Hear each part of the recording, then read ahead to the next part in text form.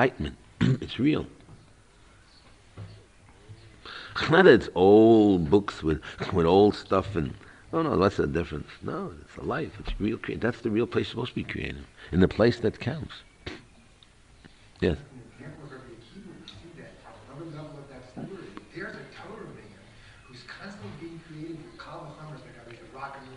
Right.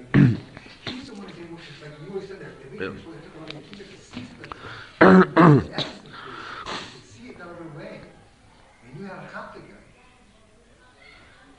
But I don't know why is there a kal v'chomer. Maybe he just spoke to the guy. Yeah, but he tried to apply it to the man. If this is yeah, you think you're a dope, and no, you see how smart you are. Here you can apply your smart. But instead, surely you can apply your smart. Because there he's fighting against the, I would say a smart. There you're fighting against forces of nature. Because normally a fish should not be caught, and you're finding ways, all kinds of tricks with armor. You don't even need armor. If you're just straight and trying to think, you already have chidushim. Maybe in that way, in that type of a kal v'chomer. Because learning Torah is hard, but you need to be straight. You don't have to play all these tricks and games and to catch it. You're trying to catch a fish. You know what I mean? You know what I mean? Trying to do something against the teva, or man outsmarts the animal. You don't have that much. You do the regular thing and go straight. It'll happen by itself.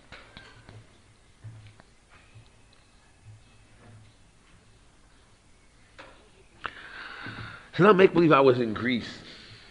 Speaking, there's a little guy, the guy is like, I forgot the name of the guy already.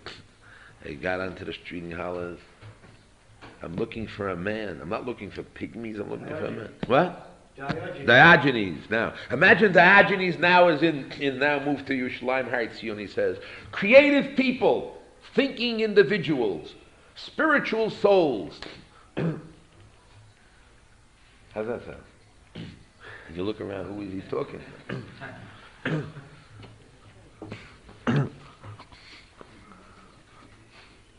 And here's the point, you see, we also lose ourselves because we figure, after you learn the Tosas, you know the facts, finished. And you just happen to learn, you're lucky you went through the material. And now you know what the Marshal says and the Tosas says. And you got the Ksos and you learn. Now you have the facts. Well, there's a certain point you must know facts. We're not going to say no. You must sit down and have hasmada to learn facts. That requires time and energy, which we don't have. We got to do it. But again, if you're just getting the facts from creative people, Ravina, Ravashi, Rav, Shmuel, Abai, you're talking about the most creative geniuses in the world. And Tosfos, the Bali Tosfos. So how can you not be affected to be creative and excited? And only be a collector of facts. I agree that you have to get facts too. I mean, you can't not get facts. I mean, you must spend hasmada time. But you cannot feel any way you're desensitized and just a phonograph or just getting. You're going to use those facts, and you have to have in mind when you get those facts. Those are learning Bekiyas. You're going to use those facts. You have to have that already programmed in your mind. You're going to use those facts, and you need to use those facts.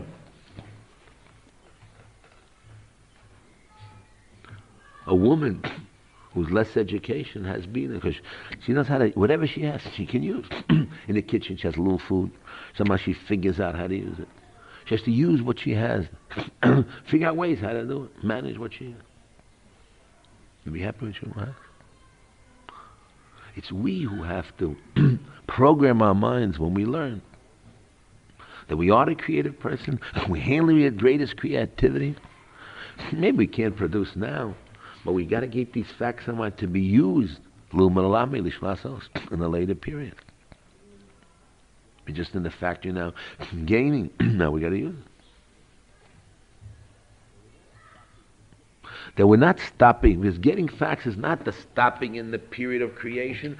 It's just you have to get facts in order to be able to use the facts to be creative with. But you have in mind you're going to use the facts to be creative. So when he's looking at it, he's looking at everything. I always answer the Hasidic stories.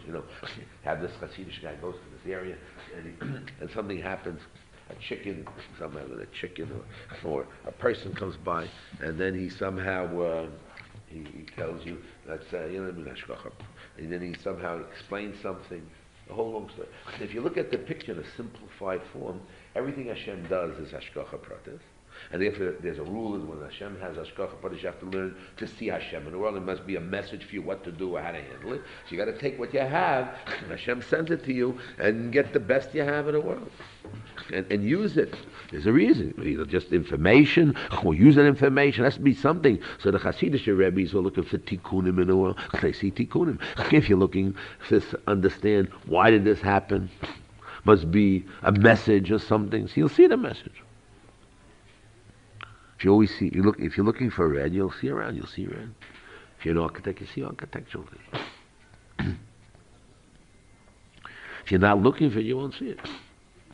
That's what it says. If you go on the street and you see women, what's the name? I mean, where's your head? Your head's not in Torah. Otherwise, you got to go backwards. Whatever your head is looking for, your eye, you'll see. Some things are blatant. You can't help yourself. Okay, but you got to learn not to affect you. So if we feel we're creative people, we put in our mind we're going to use it. So already when it gets into the head, it already has the program tab to it. Creativity, usage of the information. It'll happen. So, hashgacha pratis. It must be a reason. I'm going to need it one day. I put it in the bank and I'll use it one day. Or you want to get the immediate goal. I got all the information, a lot of information, know a lot of information. I'll have a lot of facts. If somebody will ask me, I'll know. Oh yeah, it's also one. At least my bank will be used. But the creativity in the learning and the excitement and to do it, imagine learning Tosfos. Now, are you want to learn Tosfos style? Are you going to try to emulate Tosfos and learn to think like a Tosfos and develop like a Tosfos? You're going to be like a Rambam. Encyclopedic. But even him, he had an organization. Boxes. Clearly. Chilukim. Svarim.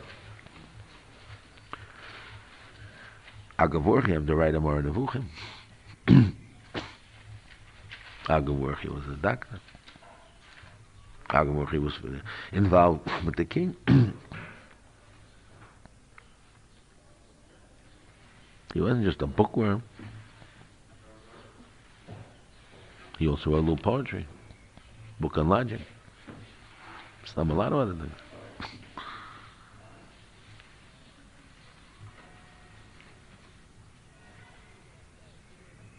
So you have to look at ourselves. How do you look at yourself? Creative, thinking, growing.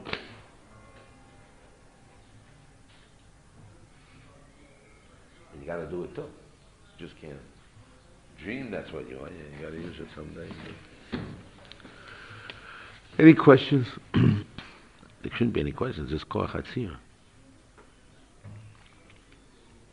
Maybe he got the wrong formula. He has the wrong formula.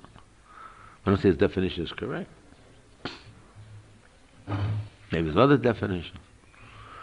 But according to his definition, or any definition you have, it's the same thing. The same thing. Yes, ma'am. They have another reason why a person can't be creative. Not is the natural person. Because Hashem created, because we're like Tzelem Elokim, and just like God creates, man was given the power to create, to change. That's why we have Mila, they say, to change the forces of life, control. When Avram came to a town, so there's a mitzvah that he takes from something, he always has to give back. So he was in the Hadash making shvakim in commerce. Shvachim? My tails. Or shvakim to it. Yeah. I got my card here. You want my card? my business card. The point being, midos Yeah. is midos that he wanted to, this midos told us that he did not want to take without returning back, Yeah. was his inspiration to be creative. Okay. The creativity also comes from the I accept that also. I accept that. Where's the force of creativity? I want to say even stronger than that, you see. We are demanded to be creative, you see. A Jew by definition is commanded to be creative. Again, because there's a rule, when God gives you something, you must take full advantage of it. You have to know how to apply it, what to do with it. Hashgacha pratis, it makes a nest. So by definition, you must use it and find out how to use it and what to do. You must be. Because if it has a very big responsibility, when Hashem gives you something, what are you going to do with it? You look at it. You have to know, He gave it for some reason, to do something with, to use it somewhere. By definition, so you have a big responsibility to do it, use it.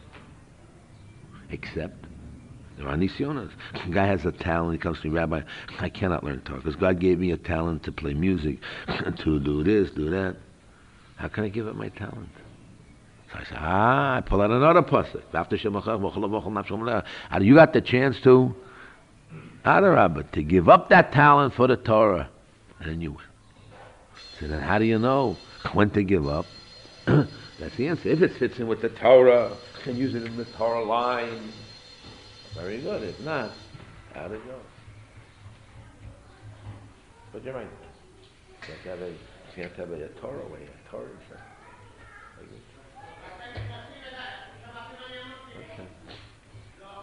Okay. Who here feels that he is not creative, a creative individual?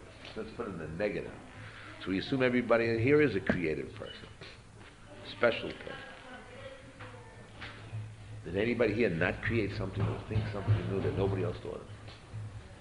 Everybody feels he created something nobody else thought of. Right? Even though there are many books on the same topic, and somehow my book added another dimension. It'd be good, bad, who knows? And Chayos Havava says it. Nobody says it. So how do you view yourself? And when you have a picture, what I say, when you have this picture in your mind about yourself, what should you do? You got to fulfill it. You got to jump into that box. That's the picture. You want to lose weight, so the picture means you want to jump into that box. Where is Yisachar, right? Yisachar? You have to have Shiur. And in the Tziyon, you got to emulate and you got to jump into it. So now, if you're a creative individual, so this is the system we have, and you're involved with creative, great geniuses and giants. Imagine, you say to your wife, Shalom, I'm going today to go to Princeton University to talk to the greatest scientists in the world. Sounds impressive. So imagine, say, listen, today I'm going now to speak to the greatest tzaddikim in the world, the greatest minds, creative people. People who are involved in Maisa Breaks, the whole world stopped. Guys who are involved in Tchias HaMesim. Yeah, where are they? Abaye and Rabbi, Rav and Shmuel, Rabbi Yehuda and Rabbi Meir. So your wife will say, doesn't something rub off on you? Your friend said that. Say, yeah, I'm also creative. I'm also somebody. I'm not only a shamus out there. I'm involved in, and I understand what they want. You understand? So how come you don't learn from them? You're handling with a guy with making money, don't you? You got to learn from him, make some money too. You're just watching it. What are you doing? Don't you? Something doesn't rub off there? Yeah, of course it does. Yeah. What finish did you say today? And we have a rule: aim base medrash, believe finish. Every day there has to be a finish. Something has to come out. It's a base medrash. Base medrash is 5 people. God only 3 people is just really fast. But 2 is not a base medrash. You have to be creative and think creative. But the creative is not that you're knocking down and have new views. That's not it. To even understand the thoughts or to explain it in reality. Because everything comes from Sinai, everything Moshe Rabbeinu had. But it's another Dehir, another piece. That's it.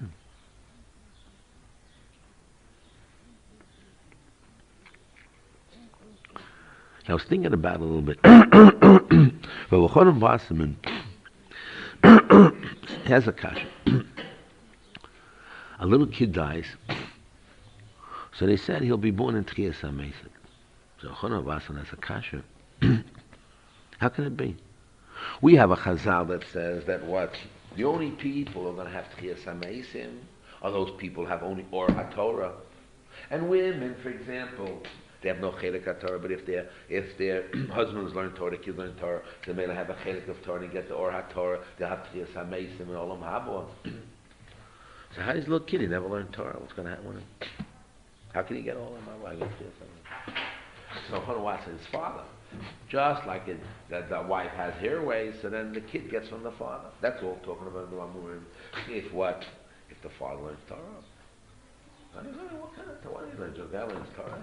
Everybody, who doesn't learn Torah?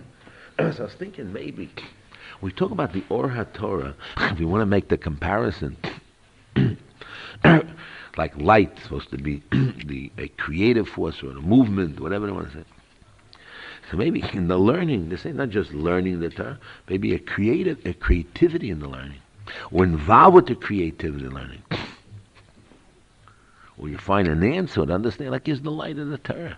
I don't think it just mean learning Torah, because they have a different called the light of the Torah. Must be another midah. I'm not in Mekubal. I'm talking about in Mekubal, I have a different answer. I'm talking about the guys who are learning Pshat, the Pshat Shtonim, the Or HaTorah. What's my body Or HaTorah?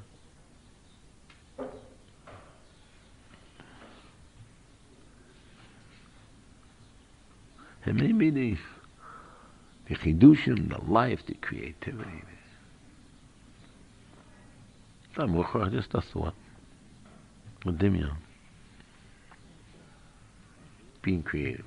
The answer is that it's a big thought.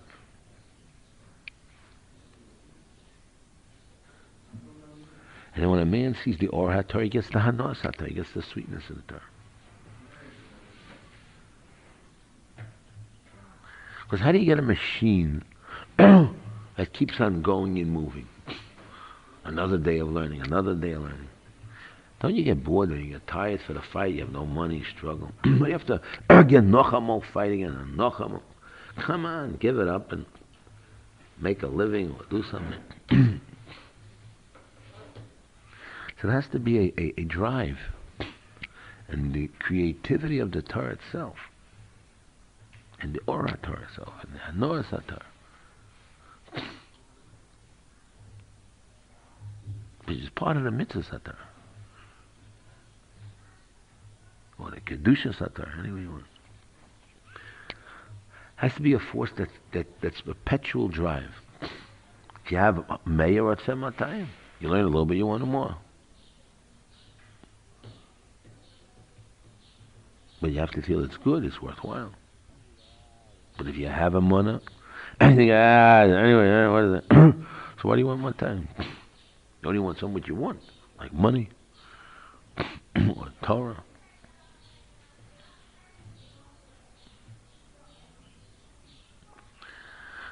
You have to say, Ashrei Chalkeinu b'Yeshvis, Ashrei Yeshua Yisrael. Happy are those who sit in the house of Hashem.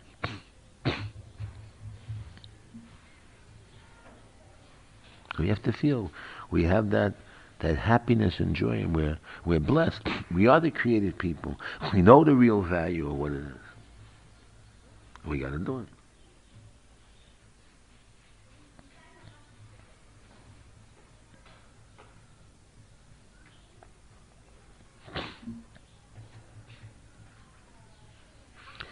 I spoke to some people who used to be in Yeshiva. I don't mention names. It's tape. And they're struggling. It's better pays to go back to Yeshiva. Struggle, at least you're learning. At least you're learning. That's good if you're learning in the sense you get the Or HaTorah and you get the envelope. Someone else.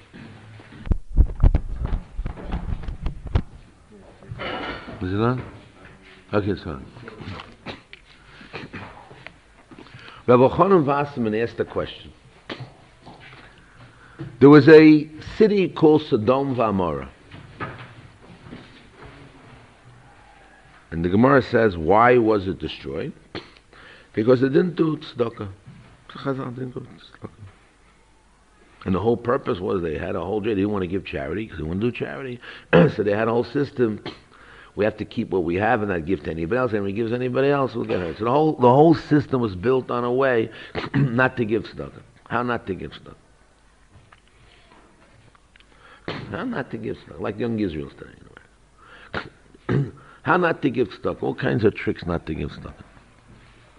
That's young Israel. I'm telling you, Mom. Young Israel is built. Part of the building is cheap. How to save money. How poor people can run a shul, and how not to give stuff. You're laughing. They have a new rule in Los Angeles that when the Mashulach comes, they figure a way. You give him stubs. You give him an $18 stub. You give him stubs, not money. And you give him, they're worried about all these guys, nothing. And the people knocking on the door so much. Now you give them stubs. No more checks. You give them stubs. No, you take the stub and you go and you cash it into the Young Israel. And they're convincing every community to join that system. So when a poor man comes to your door, you don't give a checkbook out, your checkbook out. Then you can give a lot of money, a little money, depending on the need of the poor man. No, you now have stubs. You want to give a check, you can, but they have these stubs. You come in. No. They gives you a stub for $5, $10, but it's already like pre-conditioned. Instead of opening up to the man's heart, what do you want? So they have no relationship, no talking, there's no give and take. You know what I mean? And that's all. You come ring the bell, don't even talk to you, it's not interesting, of course. You knew him, so the young Israel. Anyway. What? And they get 2% for their instance. No, it's not important. But anyway, I'm not here to talk about Israel. I'm talking about Stone Vamar. I was in a shul when I was young, before I was married, I was 18. So I went to the white shul in Rockaway. I was collecting for really a poor guy, needed money, starving. It was not poor men, it was a couple. So I went there on a fast day, and they wouldn't let me collect. They wouldn't let me collect. They said, you have to get the permit. I said, what do you mean? The guy needs money? He's starving away. You won't want to give stuff. Don't give it. Don't tell me the rules. What rules? I started, I was a kid, I said, Stone Vamar, I was a young, spirited, strong young guy. And what rules? What rules? There's rules? No, you need the money. You don't want to give, say you don't want to give. But don't hide behind there's rules. You don't want to give. Anyway. Rules means you don't want to give. That's what it means. Or a nice way of saying not to give. They want to feel good in their conscience. Stone Vamar. The question was asked, why was Stone Vamar punished? It's not one of the 7 mitzvahs of B'nai Noach. B'nai Noach, non-Jews, are required to keep the 7 commandments.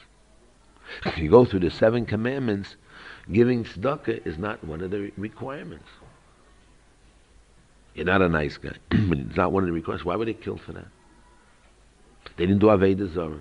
They believed in God, no shitov. They didn't do znus.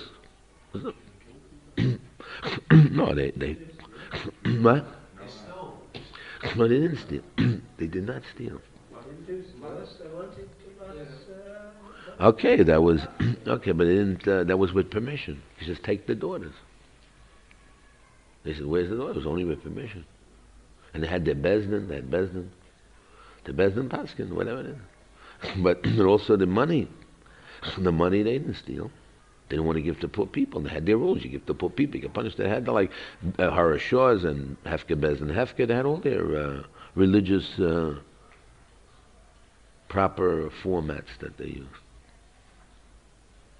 So Chana Wassman answers the following. It's found in Kovetz Horos in the back. He answers that why aren't midos mitzvahs in the Torah? Being kind, good, compassionate, thoughtful, helpful. Why aren't they in the Torah? He says that that really the basis of the Torah is midos. Midos Torah. It's like derech eretz kodma Torah. The same thing as the Sheva Mitzvah, the 7 commandments of Noah. You have to have good midos. If you don't have good midos, you also get punished. In other words, the Sheva Mitzvahs is the things to do, but as far as midos are concerned, they were punished because they were achazorim. If a person's an achazori, a cruel person, so then he has the bad midos, he can be destroyed. Rabbi Zimmerman, his Sefer, explains a little differently. He says that when Kodesh Baruch Hu, when Moshe Rabbeinu asked Kodesh Baruch Hu, show me your ways, so he gave the Yud Gimel Midos of Midos, means character. Rachum, Chanan, Erech Apayim, Rav Chesed, Ve'emes. So Zimmerman learns from here that the klal is punished when the klal does not have midos tovos, like not beinono machavero. That's why we say, why we sent in Golus, is because the klal didn't have midos tovos. They had sinas chinam, because the klal rules work between human relations. And therefore, if you want to improve your human relations, then the klal can exist. That's how the rules Hashem gave and explained to Moshe Rabbeinu in Yud Gimel Midos. As far as the individual, the prat is concerned, that's hinging on Torah mitzvahs. If you keep Torah mitzvahs, that's Rabbi Zimmerman's rule. He brings it. But any way you put about it, we see that even by midos gruos, you get punished. So Rachana, and also a tzibur, or a group of people. If this is true, so now we get to last week's parsha. In last week's parsha, we have very interesting things there, but one of the things I wanted to talk about was about the people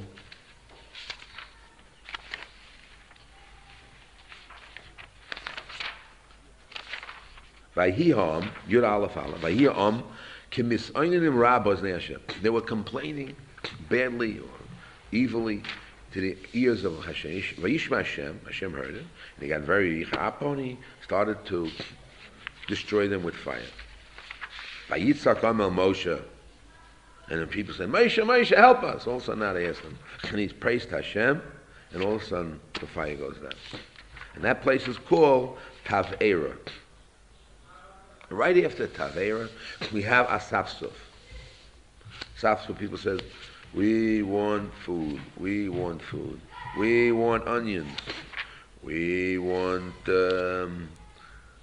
kishuim, cucumbers, or whatever it is. We want what? Sprouts. No. They didn't want any more of the vitamins and the mineral pills of the month. No more vitamins, minerals. They wanted to have substance. Okay.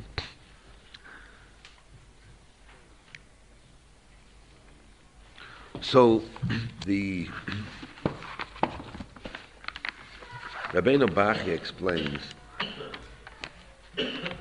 what are the misonanim and where does it come from? It comes from the opposite. There's a pasuk in Zechariah Gimel Zayin. Ma yisoinen odam chai. A man who's alive, can he complain? Is there such a possibility that somebody who is alive can complain? Is there such an existence? Is it possible? The pasuk in Zechariah.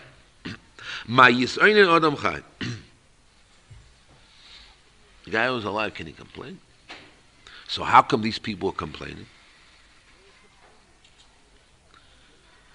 They were complainers. In other words, they had a name of complainers on them.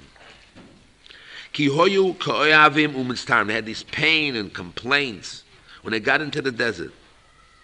Hu yisoinu zeh hoyarab oznei Hashem. Why? Lefi shelo hoyu cholchim smechem. Ella muchrochim the doag. They were being forced and pressured and always worrying. Imagine if I brought this to a psychiatrist, I asked them, what type of people are these? Always never satisfied, always complaining and always worrying. They're not happy. Imagine what Hashem gave to them. He opened them, got them out of slavery, brought them into the desert, got rid of the slavery, working hard, freedom, give you spiritual, physical freedom and spiritual heritage of the Torah. Ruvain, don't sleep on me. Don't sleep on me. No. Okay. And he does this, and what happened? Misowning him. What does Hashem do? He kills them all. So fine.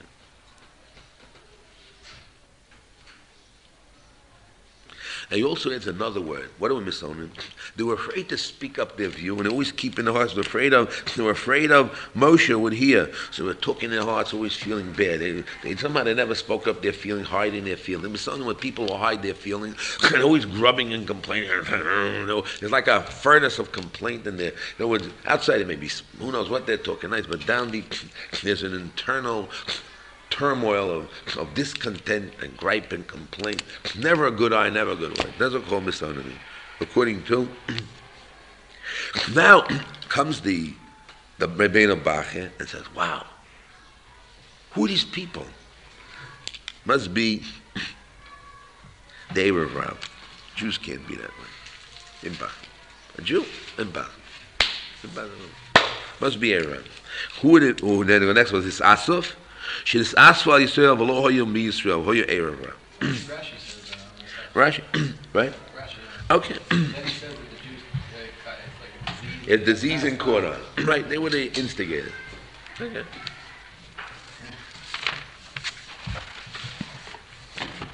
Okay. I wish I had today the Shloah HaKadosh, but the Shloah HaKadosh explains. I wanted to read it inside, but I don't have the book. The book is in the shul, and I read it in shul, but I didn't take it out. I didn't want to take it out.